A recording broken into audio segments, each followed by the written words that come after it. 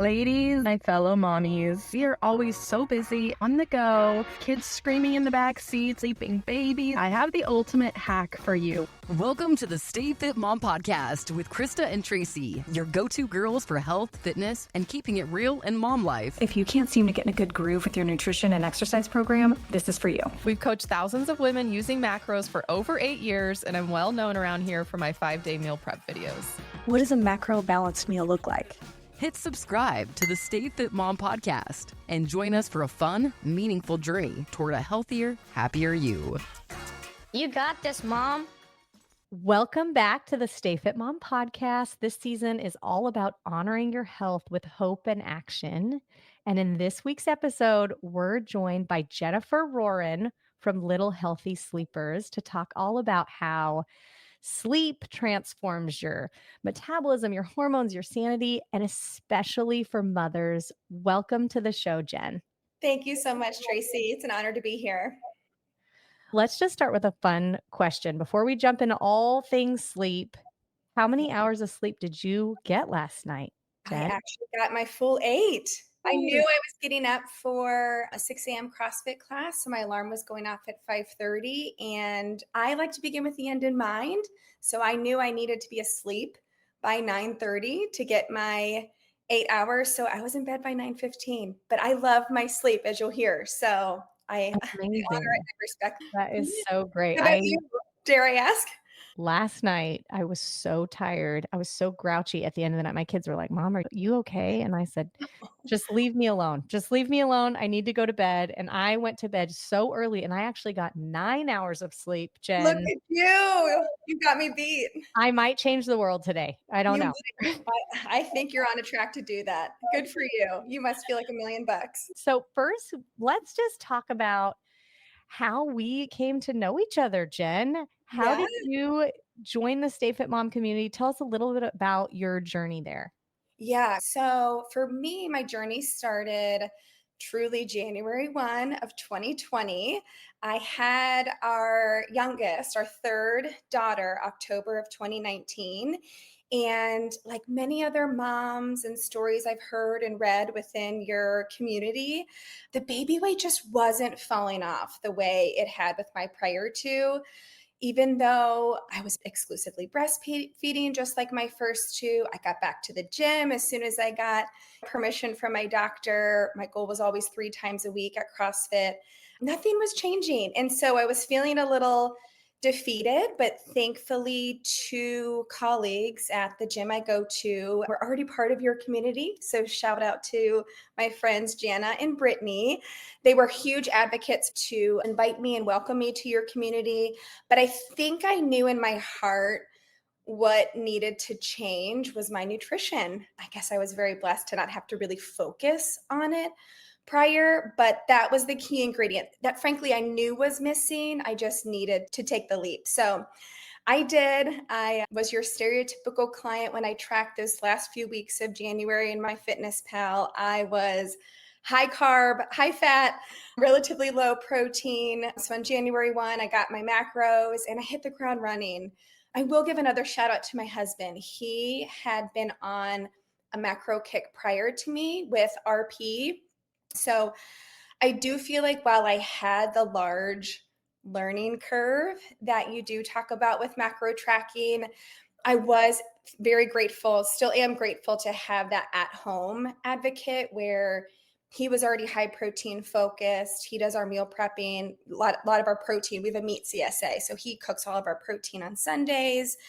We already had the scale. So yes, it was still steep, but I figured it out with the help of him. And again, my friends, we did it. I was consistent. I could not believe it. But even that first week alone, I dropped 5 pounds. So I'm sure that was a lot of water weight, all that good stuff, but I was hooked. In other words, that I thought this is making a difference. And for me, it's not always about the scale, of course. It's about the way that I was feeling. And I felt great on top of managing my sleep that we'll get to.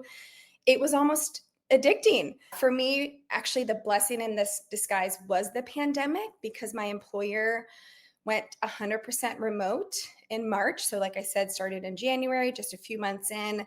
So I was at home and I had 100% control over the food that I was prepping, that I was eating. I didn't have the snacks, the candy bars around the office, the lunches that they ordered in. Everything was on me. And so this meant that I was in full control of my food. And it really was a game changer for me. When everything else felt unknown in that time, I felt in a lot of control. So, like I said, I got my strength back, my body back.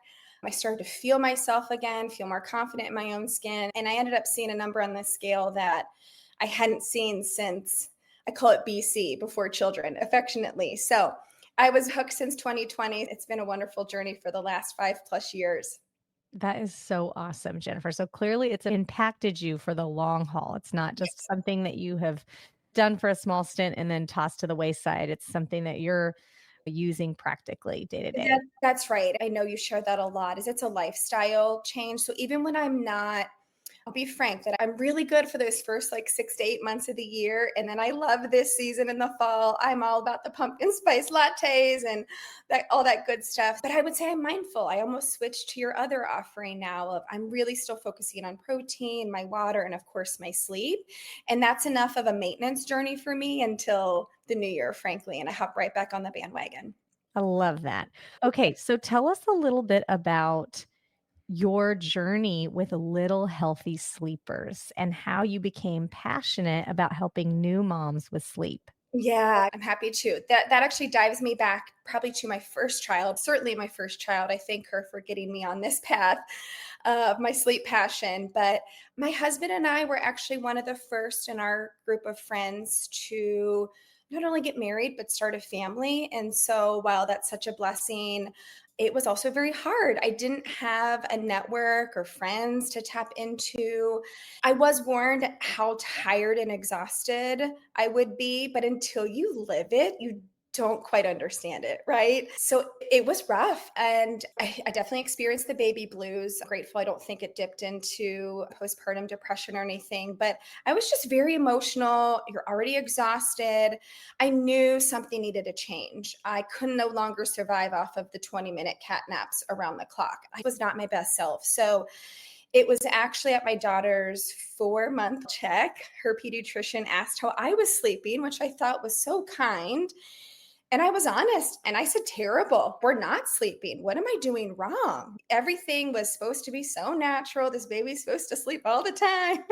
And it just wasn't that way. And frankly, I'm so grateful for her because and I'm paraphrasing, but she told me I was the problem. So I was nursing my baby to sleep. Again, it was very natural. I didn't know any different, but she rather had developed a very strong sleep association with nursing. So as soon as she went through her one natural sleep cycle on the 35-minute mark to the dot, she was back up again. And it was just terribly exhausting. So I took her feedback. Even just 10 years ago, my oldest is 10, there just weren't the resources there are today, or I just wasn't finding them.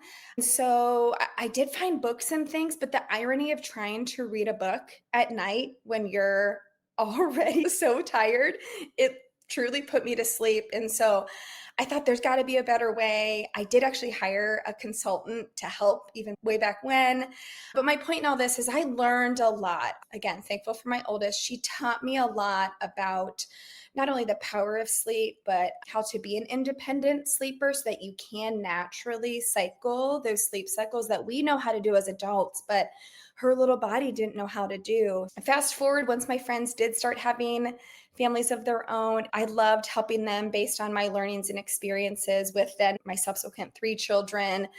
They all told me, you're so good at this. You have a calling. You need to do this thing. So actually a little over a year ago, I stepped away from my corporate job of 15 years to be home with my family and really pour into my daughters. That lasted for all of 2 weeks. I joked that I met my husband for lunch with my youngest and I said, I'm bored. He goes, I knew this was going to happen, but it just felt like everything was aligning for me to actually do something about this passion. So I knew I needed to go get certified. I had personal experience, but not the expertise, the studying, etc. So I did that. I got my certification. I'm a pediatric certified sleep coach. So that's specifically for infants through 6-year-olds. So I've read way more than I ever thought in terms of sleep and really the benefits of sleep, especially for our little ones, or even the unfortunate downsides of not getting enough sleep and being chronically sleep deprived, and all the methods in between. Here I am with my little Healthy Sleepers LLC, and it's truly been a dream come true to help families sleep better. And my philosophy is one little at a time. Every family is unique, but at the end of the day, the whole family thrives when everyone is well rested. Wow, what a journey. One of my Yes. favorite things I think of just doing each of these episodes that I've done geared towards health has been if something's not going right, you can do something about it. And it's so Yes. empowering. It's an empowering feeling rather than just drowning in your life. And like we had names for this phase when we had little ones, and they're not appropriate for this podcast. But I get it. like, this is the worst phase of life because the Yes. sleep deprivation is so bad. And I remember just feeling stuck in it. Okay, I'll just have to wait until time passes. There's nothing I can really do except hope that my kids grow out of this someday. And I'm just trying to remember back now. My oldest is 15, and we had 3 boys in a relatively short time period. And I remember just thinking, like, the first year and a half, you're not going to sleep. That's just how it is. You're just not going to sleep for a year and a half.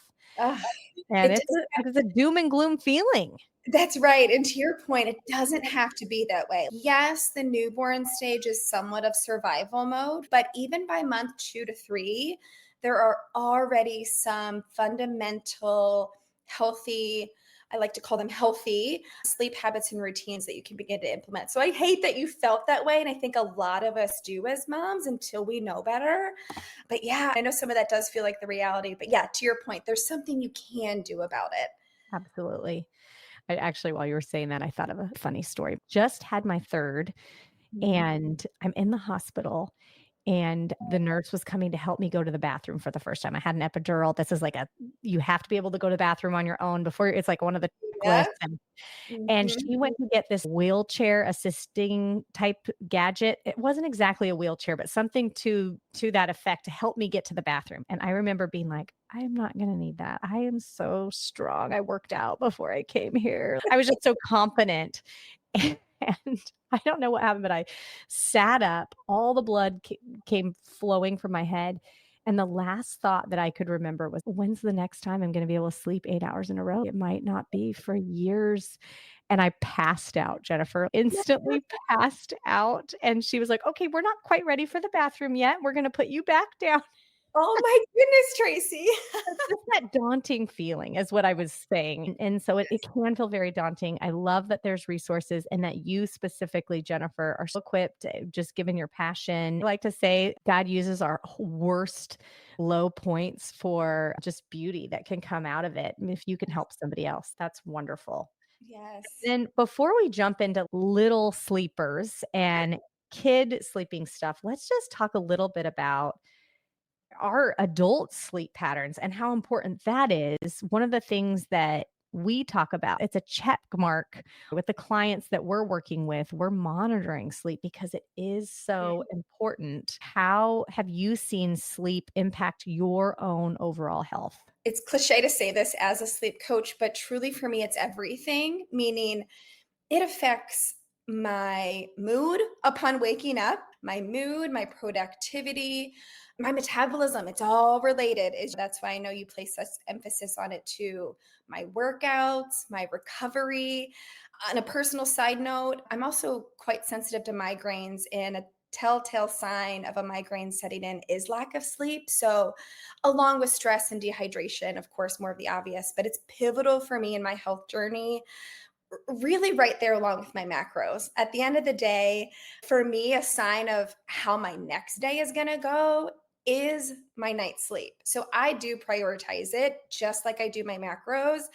And for those that know me, I protect my sleep nearly at all costs. Yes, of course, I'm flexible with it when we do have some fun commitments and things. But to me, it's the best predictor of how my day is going to go, just in terms of being prepared aware, acute, a better parent, a better spouse. So it's everything. Absolutely. And I just have a couple of facts here to reinforce everything that we're saying because we know this as adults, we can feel it.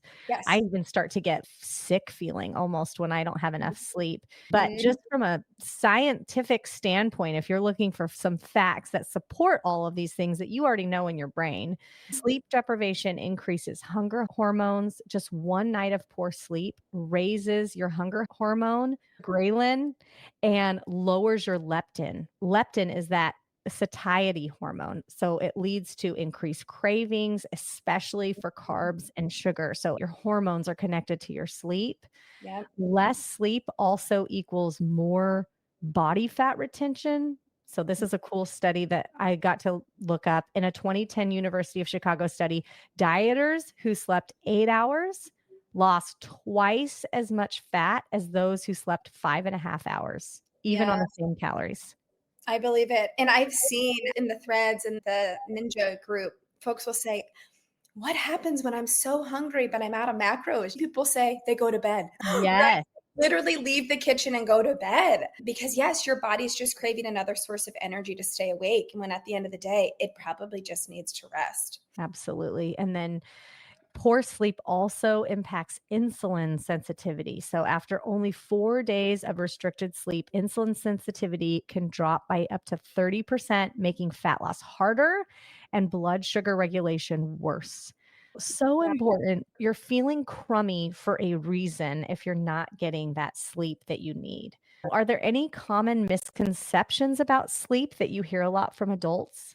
Yeah. And my point of view will be more from the little standpoint, but quite a few, frankly. I'll probably look to demyth maybe the most two popular that I hear here. And the first is that sleep training means leaving your baby to cry it out. So I think, unfortunately, in the marketplace, sleep training has become a little bit synonymous with the infamous cry it out. When in fact, I like the powerful reframe of sleep training is simply teaching your child a new skill.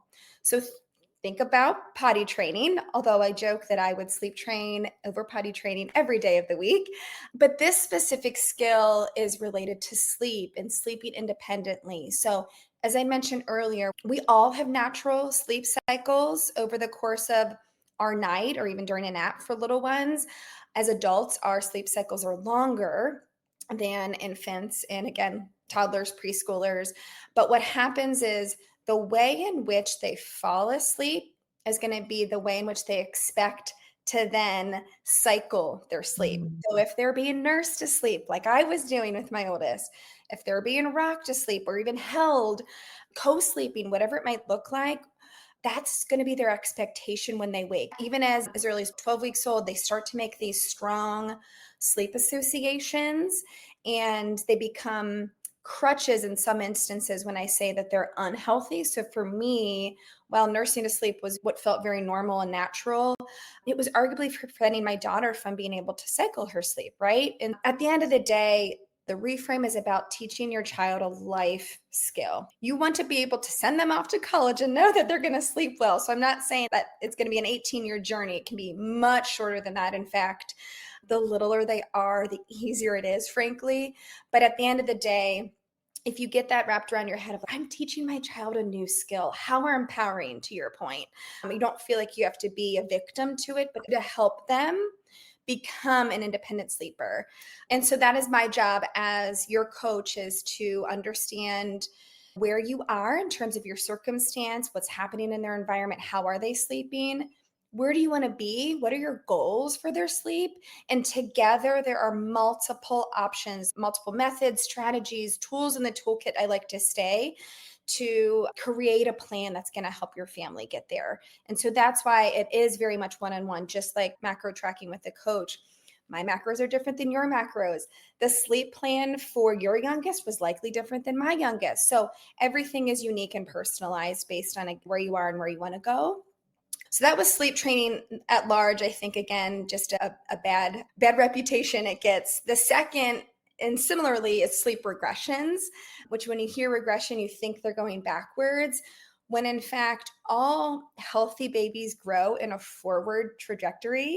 They don't, in fact, go backwards. What happens is that their needs are changing as they're growing. So that might be they need larger feedings or they need longer wake windows.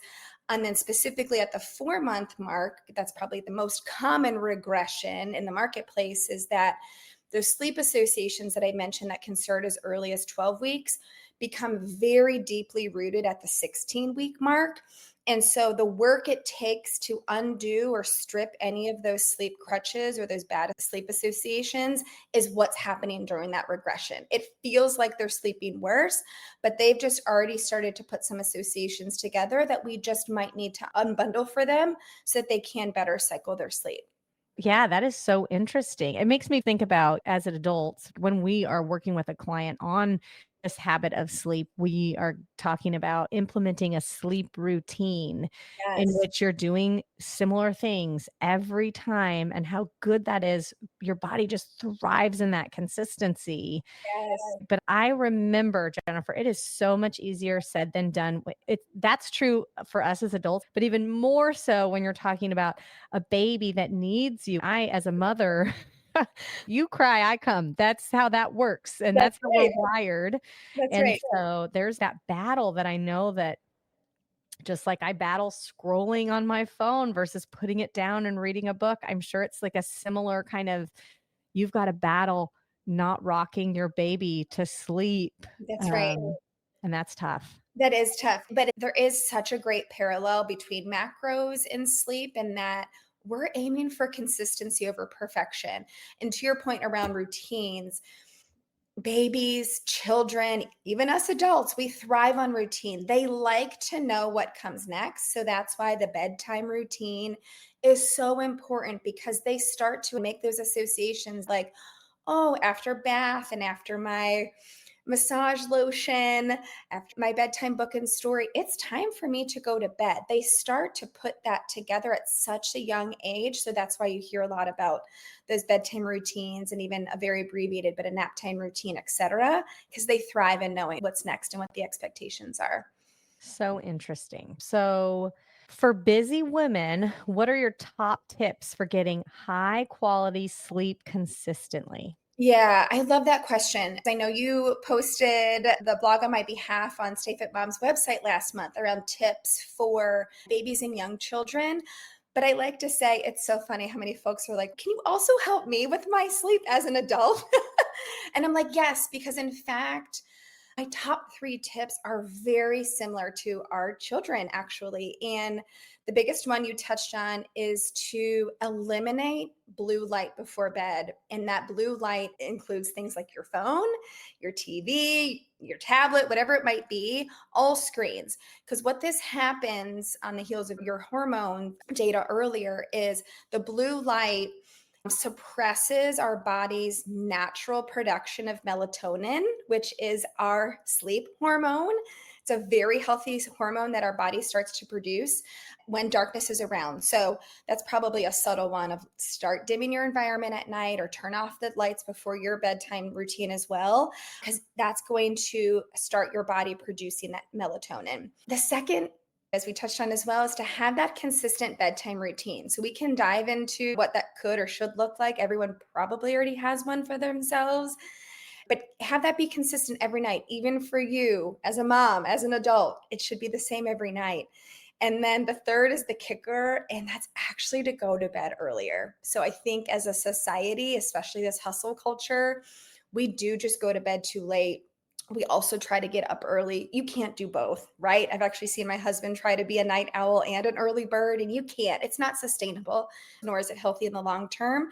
And so the more you can consistently put those 3 things in place, so put that phone down, have your bedtime routine, and go to bed earlier. Those are my top 3 tips. Those are great. Meat and potato takeaways. I like to have those in here. All of you can do. Yeah. I was reminded of when you were talking, I read somewhere before electricity and the invention of the light bulb that basically extended our working hours as members of society. people would just naturally get 14 hours of sleep, so much more sleep, because once the lights went off, there was nothing you could do. It was the end. That's right. And you think about all of these intellectual greats of the past, like that were before the light bulb was invented, that were just so smart. They were probably getting 14 hours of sleep on average versus us. They're Right. trying so hard to run off of such little sleep. No kidding. And to think how productive they were off those 14 hours of sleep every night. That makes a lot of sense. I think there is something to be said about that in terms of your productivity. You think the more hours in the day that you get, the more you'll be able to get done, but really your productivity can majorly increase if you are, like I just said, yeah, if you're rested. Exactly. And then I was going to ask you about, I know that when my kids were young, I just had early risers. And so it didn't really matter what time I put them to bed. They were up at 5:30, and I tried so hard to, let's try and get you to 7:30. And so I would try and put them to bed later in hope that they would sleep later. And that never worked out for me. And do you have anything to say about that? Yeah, and typically it doesn't, right? Unlike adults, if we would stay up later, we typically are able to sleep in longer. It's the exact opposite with little ones, right? They stay up later, they get up at the same time or even earlier because they were likely overtired going into bedtime, which is significantly worse than undertired because their body's already producing those hormones to stay awake, right? Like I still need to stay awake even though I'm tired. And so it takes a while for them to come down. Truly that second wind, there's science behind that second wind that you get or our little ones get. Often to combat that, I actually say, yes, go to bed earlier. And I actually have a neat tool now that might not have been around with your kiddos, Tracy. Thankfully, they were with mine around, it's a tool called an okay to wake clock or a hatch light that is both sound machine and also has a light. So similar to blue light with adults, the same is parallel to your children. They actually say 2 hours of screen-free time before bedtime for kiddos, at least an hour for adults. I'm like, gosh, if you can make it 20 or 30 minutes, anytime the better, right? But with our little ones, there's this neat strategy with the light tool where we would use the red color on the hatch light. And the cute phrase is red means bed, green means go. And so for our little ones that can't read time yet, when that red light is on during bedtime routine and then at bedtime, and when I say that, I always reference the time in which they're either being laid down in their crib or you are exiting their room for the night, that is their visual indicator that it's time for sleep. And a neat tool for those early risers, Tracy, is that for a small win, you might set that light to turn green at 5:35 a.m. So you're still early, but get your little one a small win.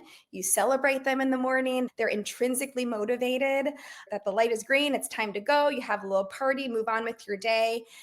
Night after night, move that light back by 5 minutes. So 5:40, 5:45, eventually to your desired wake time. Let's say it was 6:30. You were trying to extend it another hour. You do that night over night, and it is amazing how much they start to honor and respect that sleep light, especially for kiddos that are relatively strong-willed. You can associate some sort of motivator, whether that's stickers or something. I don't like starting there, and I really actually don't like bringing them in at all. But if you're struggling with them honoring, that's a way to reset their bodies and their circadian rhythms to stretch that. The early rising is not as early as you need it to be, but 6 to 7 a.m. is a very developmentally normal wake window for littles, just to be clear about that. But yeah, 5:30 is a little early, Tracy. I love that tip though, little by little, because what I would have done is I would have been like, okay, let's set it for 7. And then they would have just stayed in there, fought me on it for an hour and a half. So just 5-minute increments. That's a great tip, because then they feel accomplished. They did it. Again, to tie it back into macros, you ask for those non-scale victories for a reason, right? Because it's not always about the scale. So what other victory did you experience this week? Home front, in the gym, whatever it might be, because it's those little, again, motivators and those small wins that are going to propel for the future. So if we can get our little ones those small wins early and often, they're going to be more motivated to continue to honor this change in their sleep. But then, yeah, hopefully you see a different result out of it too. Love it. Okay, you mentioned the ideal sleep routine. So let's dive into the consistent bedtime routine, maybe for moms and then also for kids. What would you suggest? Sure. I'll start at the kids first. For many, it might start with a bath or some sort of cleaning mechanism of sponge bath, shower if they're a little bit older, or not. Some folks choose every other day, but something that's going to be some trigger for the start of the routine, age dependent, but that could look like going potty, brushing their teeth, getting diaper, pull up, PJs, jammies in there. I do always advocate for books at bedtime. So read one or two books in the bedroom in low light. And then again, also advocate for somewhat age dependent, but a good night song and then a good night phrase. So that's another verbal cue for your little one, no matter how old they are, that it's time for bed. It could be something as simple as, "Good night, Tracy. I love you. We'll see you in the morning." Something short and sweet. Any caregiver can give that, whether it's a babysitter or grandma, or of course you, your husband, or the daddy, something that's really simple for little ones. And the routine itself, maybe excluding the bath, should be 20 minutes, no longer. It's something that's short and sweet. It's really high quality time and touch, but it doesn't drag on. And you also don't let your little one drag it on. So you give a lot of choices throughout their day. Maybe you even give a choice around what pajamas to wear at night. But in terms of brushing your teeth or going potty, those are non-negotiables for sleep, right? So something short and sweet, but it's really personalized to you, but consistent so that your little one knows what to expect night after night. So for adults, I parallel that to, yeah, if you take your evening shower or simply just wash your face, brush your teeth. Personally, I just slip into my jammies, and when I head over to my bed, I plug my phone in and I put it on my nightstand, but it stays there. And then I choose either a book or my Kindle that does not have the blue light in it. And that's just my last 15, 20 minutes or so before I'm truly rolling over to go to bed. And at this point, my lights are out. That's why I choose my Kindle before bed, frankly. Something that's simple, repeatable, it's short, and it allows you to get to bed at an earlier time. So don't bring that phone to bed with you. Don't turn that TV on, but something that's consistent. But again, like macros, we're aiming for progress over perfection. Doesn't have to be every day of the week, but a strong majority. And I love what you said at the beginning. That takes a lot of forethought to get there. You have to be a time management ninja to be able to prioritize that. And that's so important. That is, and that also means asking for help, whether that's with your spouse or if your kiddos are older, to help with some of that. Because yes, the laundry list of the activities in the evening, trying to get a family dinner, also trying to get some quality time, but honoring the early bedtimes, it's a lot in the evening. Also, that's why we prioritize for a reason. It might mean the dishes wait till tomorrow, right? Things like that. Honoring and protecting your sleep is just something that the more you do it, like macros, the more you do it, the more you're going to get.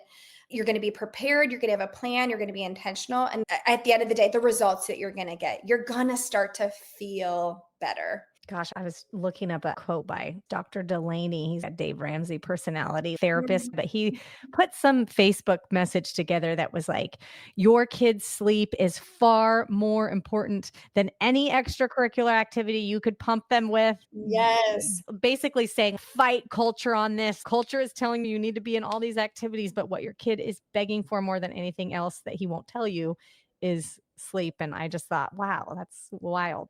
I love that.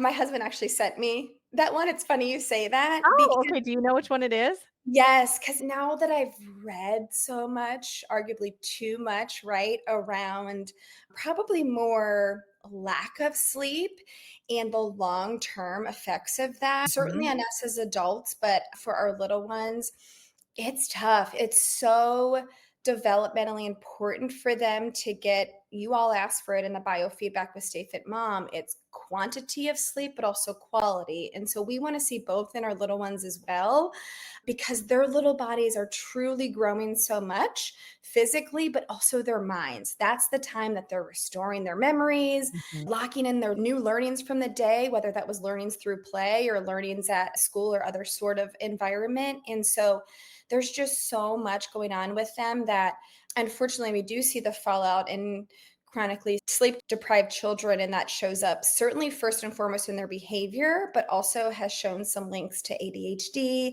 anxiety.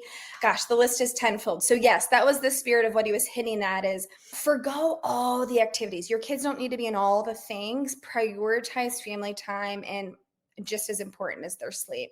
Yes, I found the quote. It's from Right. John Deloney. If you love your children, you will be relentless about their sleep. Sleep for kids and teens impacts their depression, anxiety, ADHD, and other mental health challenges, obesity, cognitive and language development, emotional health. Sleep is more important than travel sports, endless lessons and recitals, and dumb activities you think will prop up their hypothetical college applications. Stop prioritizing the madness and start prioritizing your children's sleep. Yes, amen. Oh, I love that. How can I heart that many times? Yes, And I then love. one other thing you mentioned about having that little phrase that you do with your kids, Yes. or I'm gonna see if I can explain this in a podcast form, but one of my sons, we have this little thing with this hand that I do where he holds out his hand, and however many years old he is, I'll do 1, 2, 3, 4, 5, and he's actually almost 13, but he needs me to wipe his hand.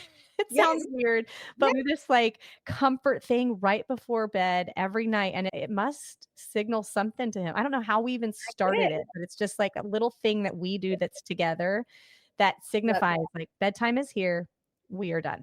I love that. Oh, that's really special. All right. How does helping infants sleep impact a mom's own health and recovery? Yeah. So you hinted at it earlier. Unlike the whole oxygen mask analogy where you got to fill your cup first before you can help your little one, sleep is different, right? You said it. When your little one is crying or your toddler's throwing a bedtime battle, it's not like you can just walk off and go to bed. So, my best advice there is to adjust your approach, but really your mentality around your baby's sleep. We need to get their sleep in order to focus on your own. In other words, I do believe there's an investment in your time and energy into your child to teach them this life skill to be a better sleeper, an independent sleeper, because the dividends to that pay off. And you then can focus on your sleep. It might go without saying, but my girls sleep through the night. And when they do interrupt me for illness or what have you, or the occasional bad dream, I feel it the next day, right? When I get interrupted, even just one time. So I have been there. I think probably from the biggest thing I can empathize the most is just how exhausting it is, whether it's your first, your third, your sixth, that both from personal experience and even from now professional expertise, it's never too late. Yes, it's so much easier to train a younger kiddo than even a preschooler who has a big personality and all the words to go with it, or even a middle schooler or high schooler. But at the end of the day, it's never too late to not only prioritize it, but invest that time and energy into your child, because the dividends are going to be vast for you, but your whole family. Well, that's great. That pays off for sure. It's a time investment. It might even be a financial investment if you're investing in a coach, but those things pay off down the road if it means that you're getting 8 hours of sleep sooner. I feel like a superwoman when I get adequate sleep. Yes. What are some practical ways moms can protect their sleep while caring for a newborn? Yeah, the newborn stage is so tricky, like we discussed. It's ironic that it can feel like the baby's sleeping all the time, but maybe at all the wrong times. So, what happens early on is their circadian rhythms aren't aligned. And that's just a fancy way of saying their days and nights are confused, or they aren't aware of the darkness and lightness and the impact it has on their melatonin production yet. Their body has just not developmentally matured in that way yet. So, if it's your first, and I know it sounds cliche, but sleep when the baby sleeps. That might even be possible with subsequent children if your older ones are then off somewhere else for childcare. But for me, it was not an option. And I'm like, oh, I wish I had taken that advice when I had the chance with just one. Again, also obvious too is you have to ask for help. I think that's probably the biggest place where mom guilt comes in, is just admitting that you do need the help, whether it's from your partner, a family member, a neighbor. If you don't have family locally, ask them for help to hold the baby, watch the baby so you can get a nap, or have them do the first stretch of sleep. My husband and I had this kind of partnership where I'd go to bed at 8 o'clock or 7 o'clock when the babies did. And then he took that first stretch until midnight. And then I was on for the rest of the night on call. I also was exclusively breastfeeding. So there was that. But of course, That's huge. That's huge. If you can get that big stretch of sleep, that's a great tip. yes. The obvious that I learned later, and it was a great way for me to learn how to pay that forward with friends that started to have children, is just drop off food. The last thing I ever thought about was dinner. So if you can pop over and even bring dinner, drop off dinner, offer to do the dishes, laundry, whatever, any sort of help, just ask for help. There does not need to be any guilt or shame in that because your priority needs to be you and your baby. So at the end of the day, the newborn phase is still a little bit of survival phase, but by that second to third month mark, you can begin to implement some healthy sleep routines and practices and experiment with independent sleep. Once you That's can get through huge. 8 weeks, yeah, hang in there. That's huge for people that are listening because it wasn't that way for me. It was like get through the first year and a half maybe. And so if you're thinking there's real help out there after the first 8 weeks, Yes. gosh, that's a game changer. That's Yes. awesome. Do you want to share a story from your own life balancing motherhood, macro tracking, and sleep? I can empathize in so many ways the balancing act, or rather the trying to find harmony in all things motherhood, life, macro tracking, sleep. So it's not always easy, but like macro tracking, it takes a lot of preparation, planning, intentionality. I do vividly recall the days of truly just trying to put all three to bed was such a chore. I was nursing the baby. I would try to bathe all three at the same time in the tub. We had story times, all the things. And then again, as they get older, you're adding in activities, the family dinner, some quality time, the early bedtimes. It's a lot. But once you start setting the precedent with your children that you're setting a bedtime, you're honoring that bedtime, you're executing on that bedtime, you do have then some time for you, right? Whether that's choosing to prep for the next day or go to bed, whatever that looks like for you. The more practice you have, the more at bats, the more intentional you are in approaching sleep and macro tracking, the whole package, the more it'll become your new normal. And that even can be such a sacrifice when you do have a little bit of time to yourself. How many times are you like, gosh, this is my time. I can do anything. And the smart thing is to just go to sleep because they're asleep. But yeah, the temptation to be like, I can binge watch my show or whatever it is. Yeah, and that's fair. And you find your harmony and you choose your priorities, right? Yes, go watch that 30-minute show or what have you, do a few dishes, and then yes, head off to bed. But Yeah. yeah, take care of you. Even as my girls have gotten older, you probably experienced this, Tracy. They've start to now fight that bedtime, even though ours is 8 o'clock. Frankly, I tell my girls that it's my job to create the best environment not only for them to sleep, but to get the sleep that their body needs so that they're ready to learn at school the next day or perform at their said sport or activity the next afternoon. It exists for a reason. And so that's just a rule in our house. I know you're big on rules and boundaries with your 6, and that's just part of you as a parent choosing those healthy boundaries, and sleep is one that you need to prioritize. Yeah. And speaking of that, one of our rules regarding sleep routine is if we get our prayer time done and we're done with all of the things that we have to do as a family by 9 or Mhm. before 9, I think 9 is the cutoff time. So if we get everything done before 9, I am tucking you into bed. I am giving you a hug. I am doing all the routine things. But if we're past 9, mom does not come up and do all those things. So they have urgency. Let's get this going so that mom will come and tuck me in. And Yes. I don't know if that's right or wrong, but it's just a hard boundary line that we've had to set. And sometimes we have late nights where we do have activities and then it's sorry, cutoff time has passed. And That's great that you've set and you hold that healthy boundary. So as long as you don't waver on that, it's working for your family and it's a win all the way around that everyone's in bed by their bedtime. Yeah, good for you. are there any tools or resources you recommend for tracking or improving sleep? I know there's now so many tools, whether it's the Apple Watch or one of those like fancy rings to monitor your sleep and recovery. And so if that is critically important for you or you do that and it's already working for you, great.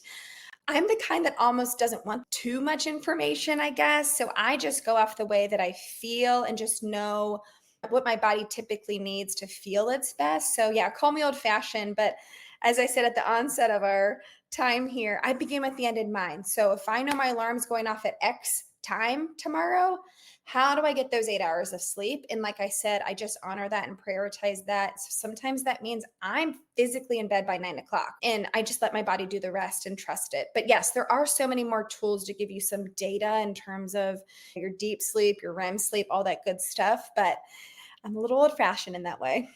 What about tracking for your children's sleep? Do you recommend that? And just in terms of like Sure. maybe to establish a pattern? Yes. So actually, when I'm working one on one with families, I do ask that they keep a quite detailed sleep log with me. And I share exactly what are the things to share and how you timestamp it and things like that. But what I look at, especially as I'm getting my arms wrapped around a new kiddo, if it's a new family I'm working with, I do study their sleep needs in a 24-hour period because there might be one nap, multiple naps involved, or no nap, but then, of course, their overnight sleep. There are ranges with children, and depending on what age there are, of course, that range is larger or smaller. And most of the time, a lot of them are on average, but I've had some kiddos, and actually, my oldest is pretty consistently on the low end of every sleep needs scale. But I like to get within that first few days, if not the first few weeks, just an understanding of their little bodies. Again, if we're honoring these set bedtimes, typically the bedtimes need to be earlier when I'm working with families. Let's start to get an understanding of what their little body needs in a 24-hour period. And we're going to work to finding that sweet spot of bedtime is a huge key ingredient in all of that. The bedtime sleep zone for little ones is between 6 p.m. and 8 p.m. So it's a large window. So just depending on their needs and how old they are, we're going to move bedtime around a little bit to make that happen. And if naps are in the equation, we plan those accordingly. But yes, I do ask and I study it. I've been known to log it in just a spreadsheet, nothing fancy, just to really trend of like, okay, minimum, the most recent family that he just graduated last night, minimum, she was getting 11 hours, maximum was 12 and a half in a 24-hour day. So what does it look like to keep her within those upper and lower control limits, if you will, on a daily basis? It's nothing fancy. I know there's all sorts of apps too that you can track that. I did that a lot with my little ones, started and stopped a timer for each nap, but you don't have to be super fancy about that either. But it's just really helpful to know where your kiddo not only is, but where they should be. That's great. Okay, so how can our listeners find you if they're like, this is the lady that I need? My baby is having no regression, which when you said that, I was like, oh my gosh, babies aren't supposed to regress. That was just such an aha moment for me. Sure. If you're one of those moms that thinks that you could use healthy little sleepers help, how do they find you? Yes. So my website is littlehealthysleepers.com. And I am on Facebook and Instagram, Little Healthy Sleepers. Yes, I would be honored to connect with you. So you could send me a message on social. I do have a form on my website if you just want to talk, but I offer a complimentary, I call it a discovery call. So it's a 30-minute time slot to get to know you and your little one and learn about what's going on and if I could be a fit for your family or not. So they can reach out to me there and I would be so honored to help. This is almost a dream come true to be able to help families get the sleep that they need. It brings me so much joy. Okay. And I'm assuming that you can work online, right? Is what you can do for families all across We the country. Yes, we can. And actually, so yeah, I'm working with a family out in New Mexico. I do mine all just on the phone. I almost eliminate the video Okay. barrier. I would be happy to honor that and meet families on video, but sometimes that's such a distraction or they have their little one with them, right? So yeah, it is all done virtually. I do reside in Dayton, Ohio, and I offer coming to your home if you happen to be locally. But in fact, the strong majority of the families that I work with are not local and it's all done virtually. This has been great. Thank you so much, Jen, for giving us so many nuggets that we can take. And hopefully, you feel empowered by this. And hopefully, you're working on those 8 to 10 hours of sleep. Tracy's got us beat with 9. No, truly, thank you for this opportunity. I hope you all were able to pick up a nugget or two. It's been such a joy. Thank you. You're so welcome. We hope you can join us on our next episode, and we'll catch you later. We appreciate you tuning in to the Stay Fit Mom podcast. If you enjoyed today's episode, don't forget to subscribe and leave a review. Connect with us on social media and head to stayfitmom.com for more resources and tips. You've got this. See you next time.